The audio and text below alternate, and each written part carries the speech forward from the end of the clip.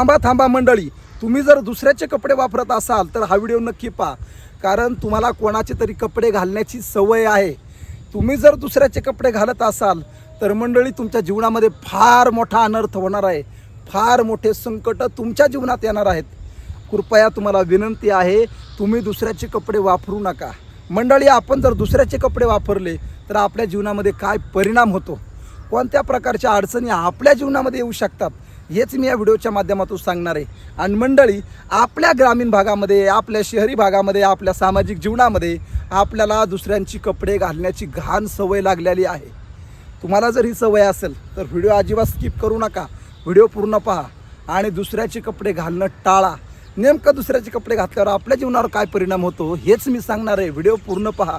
रामकृष्ण हरी मित्रांनो, मी एकनाथ महाराज भांबळे, नाथ महाराज या यूट्यूब चॅनलमध्ये मी आपलं मनापासून स्वागत करतो. मित्रांनो, तुम्हाला सगळ्यांना माहिती आहे की तुमच्या जीवनातल्या अडीअडचणीवर, तुमच्या जीवनातल्या प्रत्येक समस्येवर ज्योतिषशास्त्रीय सल्ला देण्याचं काम मी प्रामाणिकपणे गेल्या 10-15 वर्षापासून करत आहे. तुम्ही जर आमच्या यूट्यूब चॅनलवर नवीन असाल आणि हा व्हिडिओ पहिल्यांदा पाहत असाल तर चॅनलला सबस्क्राईब नक्की करा. मंडळी, सगळ्यात महत्त्वाची गोष्ट जाणून घ्या की आपण आपल्या आयुष्यामध्ये कधीही दुसऱ्याचे कपडे घालायचे नाही. काय होतं, बऱ्याच वेळा आपण पाहुण्यांच्या गावाला जातो तर पाहुण्यांच्या गावाला गेल्यावर आपले कपडे आपल्यासोबत नसतात, म्हणून आपण आपल्या पाहुण्यांचे कपडे घालतो. कधी कधी भाऊ भावाचे कपडे घालतो, कधी आपण आपल्या बापाचे कपडे घालतो, कधी कधी आपण आपल्या लहान्या भावाचे कपडे घालतो, कधी कधी आपण आपल्या मित्राचे कपडे घालतो. आणि माणसामध्येच नाही तर स्त्रियांमध्ये सुद्धा फार मोठ्या प्रमाणात आहे.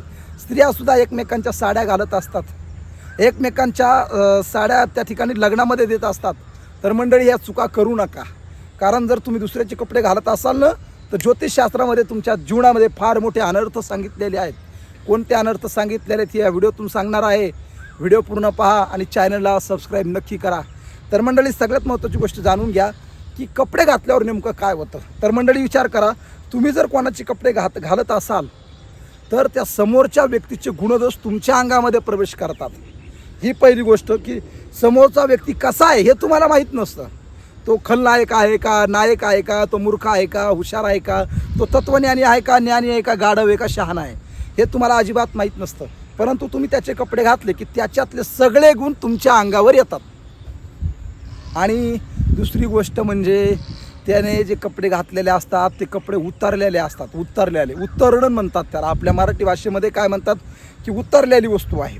जसं आपण एखादा आंबा खातो ना, आपण आंबा खाल्ल्यावर चव जर बदलली ना तर आपण काय म्हणतो, आंबा उतरलेला आहे. उतरलेला आहे म्हणजे काय, ती कपडे उतरून गेलेले आहेत. मंडळी बघा, बऱ्याच वेळा काय होतं, ती कपडे आपण घालतो ना तर त्या कपड्यामध्ये त्या माणसाचे सगळे उतरण शिरलेले असते. मग एखाद्या त्या व्यक्तीवर जर कोणी बाहेरचा जर प्रकार काही झालेला असेल, काळ्या जादूचा, तो प्रकार तुमच्यावर होण्याची सुद्धा शक्यता असते. म्हणून आपण दुसऱ्याचे कपडे घालू नये. आणि तिसरी गोष्ट, जर त्या व्यक्तीला काही व्यसन असेल तर तो व्यसनसुद्धा तुम्हाला लागतं. आता मंडळी, साधी गोष्ट आहे, मी काय खरं खोटं बोलतो हा नंतरचा विषय, पण कधीतरी तुम्ही दुसऱ्याचे कपडे घातल्यावर तुम्हाला कसं तरी वाटतं का नाही? असं वाटतं की काहीतरी अपराधीपणाची भावना आपल्यामध्ये येते. कपडे घातल्यावर आपल्याला करमत नाही. म्हणजे काय, दुसऱ्याची निगेटिव्ह ऊर्जा, नकारात्मक ऊर्जा आपल्या अंगामध्ये प्रवेश करते. म्हणून आपण दुसऱ्याचे कपडे घालणं टाळलं पाहिजे. आणि मंडळी, सगळ्यात शेवटची आणि महत्त्वाची गोष्ट, त्या व्यक्तीला जी 7.5 लागलेली असते ती 7.5 तुमच्या अंगामध्ये प्रवेश करते आणि तुमच्या बुद्धीचं परिवर्तन होतं. आणि म्हणून तुम्ही वाईट मार्गाला लागतात. म्हणून दुसऱ्याचे कपडे घालू नका. तुम्ही म्हणताल पुरावा काय? पुरावा तर आहे ना मंडळी. महाभारतामध्ये जा, पांडवाचा नातू राजा परीक्षित, या परीक्षितीने काय केलं, जरासंध नावाच्या एका राक्षसाचा, जरासंध नावाच्या एका राजाचा मुकुट डोक्यावर घातला होता. हे सगळं प्रकरण भागवतामध्ये आलेलं आहे. श्रीमद भागवतामध्ये पूर्ण कथा आलेली आहे. तर त्या परीक्षितीने जरासंधाचा मुकुट डोक्यावरती घातला आणि त्याची बुद्धी पालटली. म्हणजे काय, दुसऱ्याचे कपडे त्याने घातले. जरासंधाचा शेला आणि जरासंधाचा मुकुट घातला आणि मेल्याला साप उचलला आणि साधूच्या गळ्यात टाकला. परीक्षितीला शाप मिळाला, 7 दिवसात मरावं लागणार. म्हणजे काय, दुसऱ्याची वस्तू, दुसऱ्याचे कपडे जर आपण वापरले तर आपल्याला अपमृत्यूसुद्धा येऊ शकतो.